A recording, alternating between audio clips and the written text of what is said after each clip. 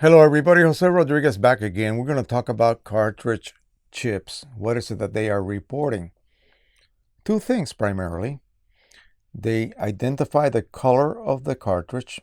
In other words, what color ink is supposed to be in this cartridge, that cartridge, that cartridge. So the chip on this yellow cartridge has a ID code for yellow CLI 42 cartridge. The same thing goes with this one. This chip has an ID code for cyan for an Epson T159-2 cartridge. The same thing goes for this one. This is for the R3000. And it says, hey, I'm photo black.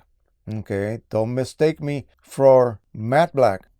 And so these ID codes will tell the printer that in that slot you have a yellow cartridge, in that slot you have a cyan cartridge, and so on. And also they report the ink levels. Now those ink levels are not an exact science. The reason being is that the chip has no way to physically communicate with the actual volume of ink left or residing at that point inside that cartridge. It just doesn't know. As I said on a previous video, you have to make sure, using this type of cartridge, refillable type, to make sure that the volume of ink in the cartridge matches the level of ink indicated by the chip. So if I was to reset this cartridge, I want to make darn sure that I top off the cartridge so that the two match, the two conditions match. It's full on the chip and it's also physically full in the cartridge. So that will be the most accurate way to run that type of cartridge. All right, so the question I get asked the most, and this should be like total common sense, are the chips interchangeable? Well, you know, they look physically the same, identical. If I was to pull out the rest of my refillable R3000 cartridges, all the chips look the same. Okay, God forbid I remove some of the chips and get them mixed up, because there's no code anywhere that tells me, don't worry, I'm a photo black cartridge chip, okay? Or I'm a cyan cartridge chip. No, there is no indication on the chip itself. So no, they are not interchangeable is what I'm trying to say.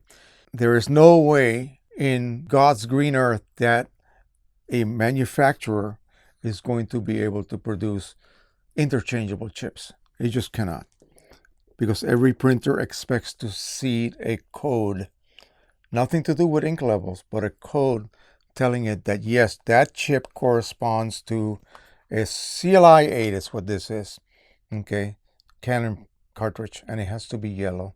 So if I take that chip and put it on a magenta CLI 8, it will not be recognized.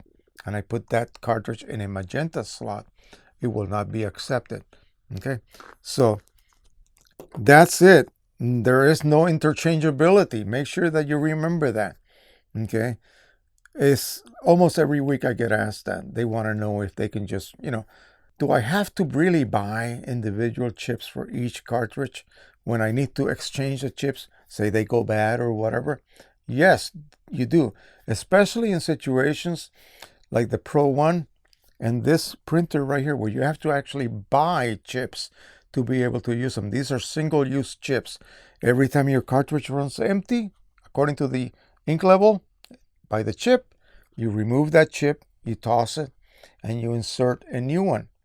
That new one is already pre-programmed to full condition. You top off the cartridge and you put it back in.